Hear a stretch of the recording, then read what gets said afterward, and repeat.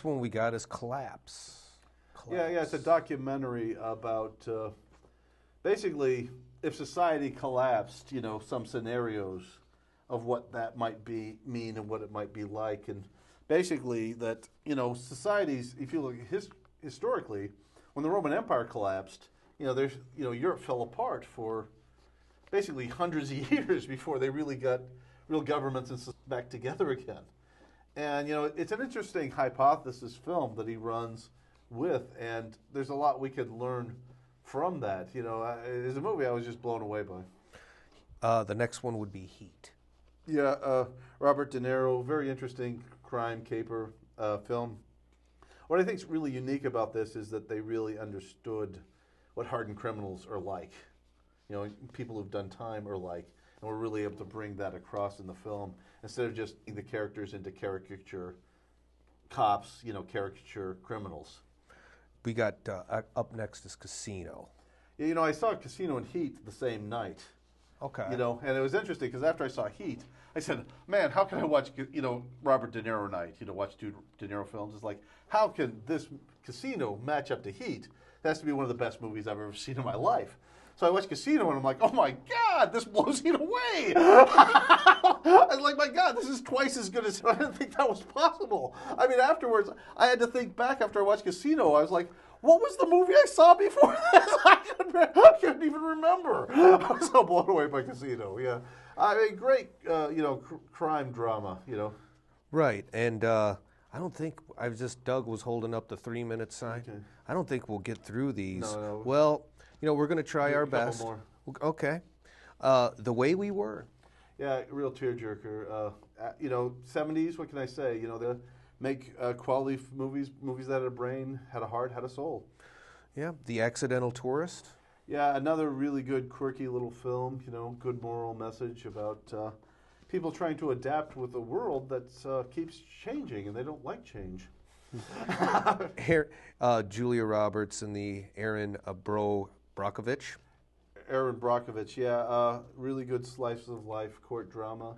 We can learn a lot, from this film. And these are characters who are struggling through their lives, and they're trying to make something good for themselves and society through the law. Now we're just whipping through these here. Mm-hmm. Midnight in the Garden of Good and Evil. I thought that was.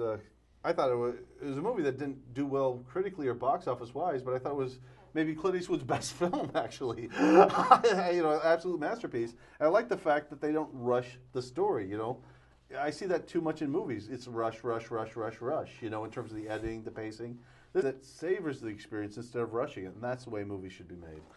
Okay, all right. The Treasure of the Sierra Madre. Oh yeah, what can I say? John Huston, very good. Yeah. Oh, probably his best, maybe his best film. I don't know. What do you think? I'm going to go with what Tyler thinks. He's the film buff here. Yeah. I'm not the film buff, but I enjoy movies. But we'll see here. Apollo 13. Yeah, really great movie about, talk about lemons and making lemonade, Yeah. The Fugitive, that was the recent. Yeah, it's not the television series, the movie. Yeah, I'm talking about the movie. It's interesting because they kept rewriting that all the way through the film as they were going because it just wasn't working.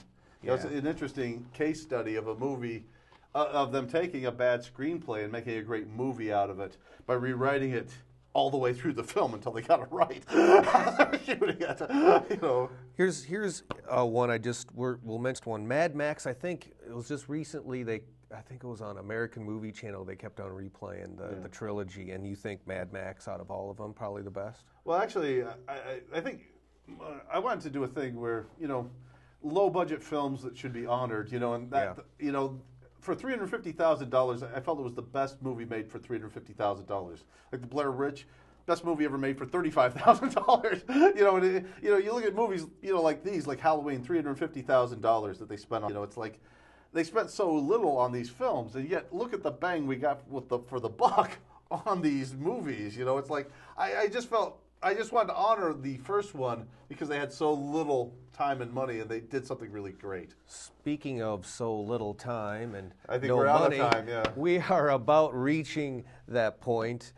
You've been watching Tyler Smith's recommendations for video games, some books, and some movies. And speaking of Tyler Smith, be checking The Experiment starring this guy. Well, he's not starring in it.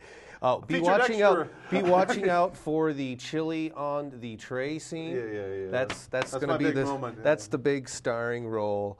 I'm your host, Tim Tack. You are watching Public Access Television in Iowa City, and we got to go, folks. Hope you enjoyed the hour. Stay tuned for the next program.